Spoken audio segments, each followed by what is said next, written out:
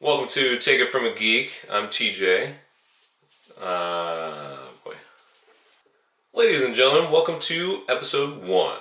Thanks for stopping by the channel, Take It From a Geek. For those of you who don't know, I'm TJ. I'll be...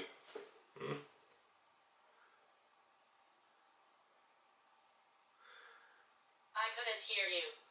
Please tell me again. Shut up.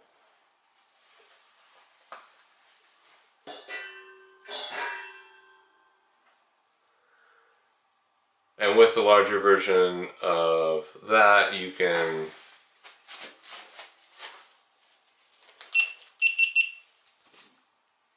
Ladies and gentlemen, welcome to Take It From a Geek. This is episode 1. I'm TJ.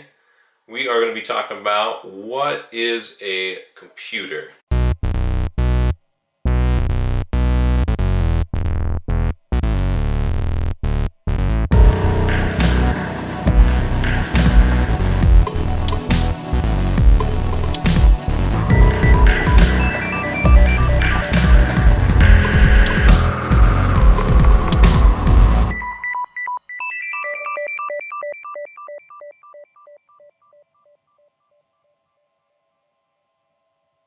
The internals of computers honestly have stayed fairly much the same generic makeup. Differences being in overall size, capacity, and speeds. Computers in general, you typically have a motherboard. The motherboard is what connects everything.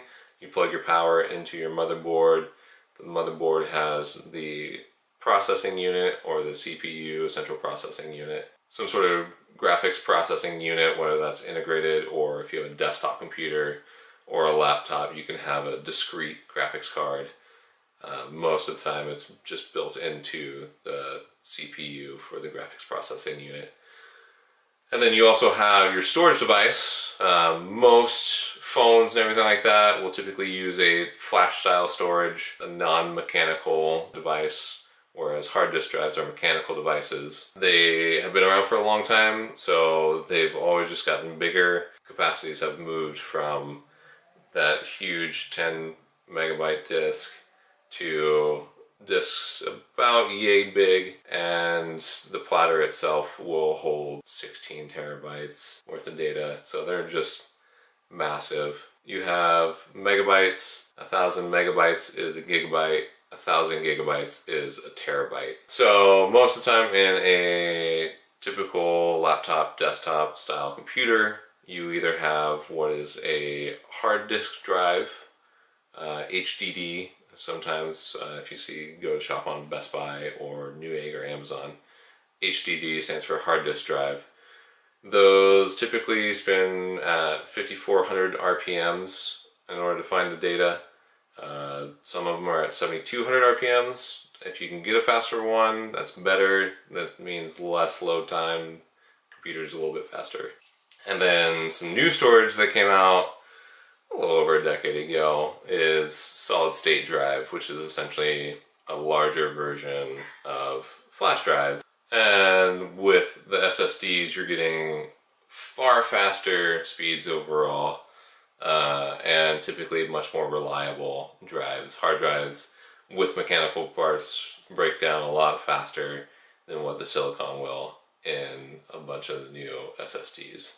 There's a couple different styles of the SSDs. Some of the ones that you can find in your laptops are NVMe style, and then you'll have your 2.5 inch sized ones as well. So you can buy 256 gigabyte ones for $60. So that's normally well more than what most people will use in their time. Unless you're a photographer or a gamer or something like that, then there's no need to get anything larger than even 120, and at that point you're spending $40-50. Then you have some RAM. Normally that's like your short-term memory. It just kind of stores things that the computer is currently doing. For example, if you're web browsing, sometimes your tabs might reload whenever you click on them. If they do, typically that means you're short on RAM because it has to reload the page. If you have enough RAM where you don't have a crap ton of pages open, And typically they'll just be right where you need it to be. If it's right where you need it to be, where you left off in the first place, that's all stored. If you look at some of the original computers, the process has just gotten more efficient over time. They used to be huge bulky things that would take up warehouses, and they have moved all the way down to some computers are millimeters big. Description of a computer that you can find on Wikipedia or anything like that is something that does some sort of logical process or arithmetic process, so a calculator essentially. For the general public, you tell a computer to do something, it does it. That's normally what most people consider a computer. It means many different things to many different people.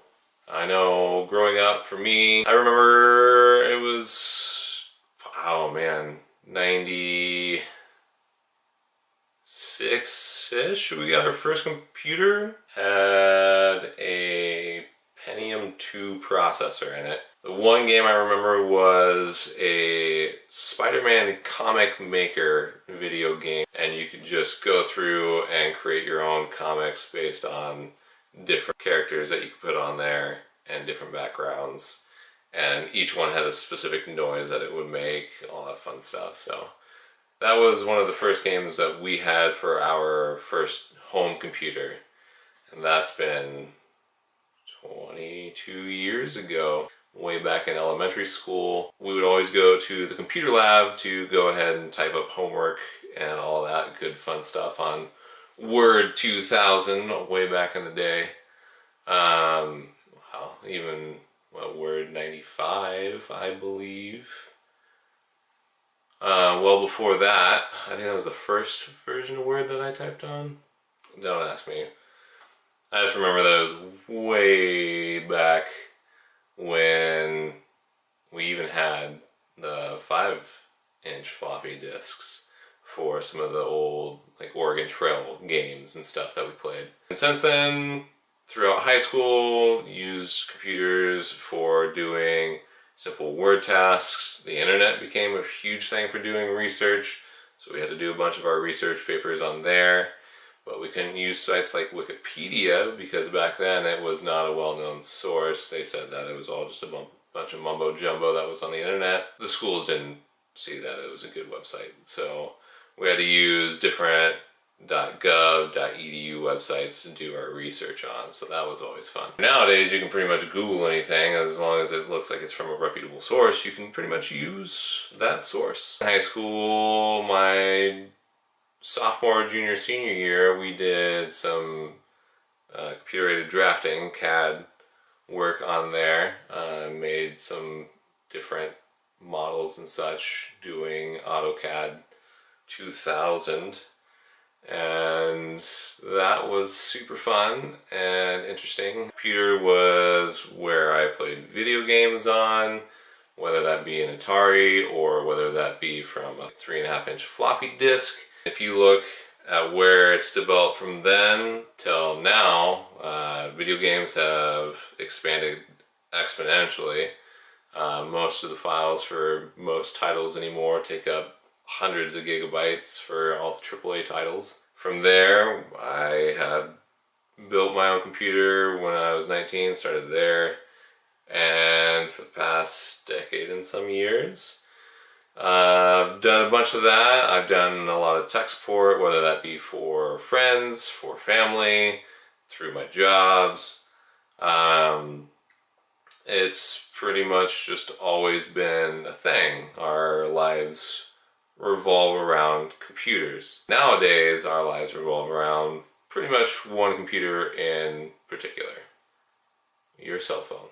That little $800 and some piece of equipment can do so many tasks. It's the Swiss Army knife of our lives. Anymore, computers do anything from making phone calls. We have social media. We have different notes that we can take, watching movies, TV shows. Pretty much any form of entertainment in our lives has moved from the TV to this small little package of our cell phone.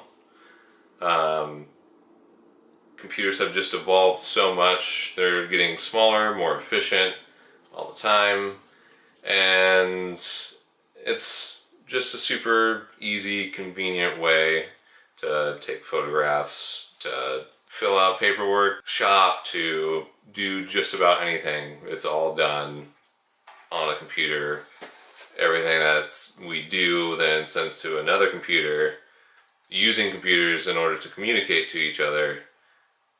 Everything in our lives just revolves around computers. There's always been a lot of misunderstanding on how to work different computers. Technology is changing all the time. Most computer systems typically last anywhere from like 3 to 7 years before they get updated, and normally they get updates along the way within that time frame. You have different hardware that comes out in those time frames. It's a huge mess. I'm going to do my best to try and clear up a lot of the fog around what computers you should buy for what tasks, and what computers would run the best, what brands are good, what computer components are good, how to build things, how to use your computer to even build some things, whether that be like 3D printing or Cricut, that kind of thing. This channel is gonna do a whole lot of stuff. One last thing to talk about is the future of computing and computers. I feel like Apple's commercial actually did a decent job What you of doing on your computer? trying to convey What's a computer? a new way of thinking how computers are supposed to work for the new iPad Pro, where some little girl was saying, "What's a computer?" It's just, it is a computer, is the only frustrating thing. But the future of computing looks completely different than even what we knew 10 years ago. When the first iPhone came out, the world has just pretty much revolutionized. I mean, cell phones in general. You have future technologies coming out like 5G for cell phones, if it rolls out the way it should. You have technologies like new Wi-Fi systems that are coming out. You have 8K, robotic, AI, drones, automated cars, flying vehicles. So many things that are really kind of shaping, revolutionizing what the future is going to look like in the next 5-10 years. So we'll see what the next 5, 10, 15, 20 years brings us, because it's going to be one crazy ride for sure. It's going to be interesting to see what all happens. I'm pretty excited for it. I'm pretty pumped. We're going to take what we have now, and then eventually we'll get to the point where we're going to go and talk about future technologies and devices that are shaping the future right now. And then we'll also do reviews of technologies that are coming out, such as when 5G hits, the new Wi-Fi stuff, and pretty much anything that comes along. It's going to be a fun ride. Thanks for being here. Thanks for watching. And doing so, you are supporting my channel. If you want to help support more, just hit the subscribe button. And then next to it, there's a little bell icon. And then that way you can get notifications anytime that I post any content. So you can stay up to date with what I'm talking about and kind of follow along and learn as we go. The more that you watch, the more that you subscribe, the more I will be able to turn this into a full-time gig. And the more I will be able to put out how-tos, and I'll be able to drop content more frequently.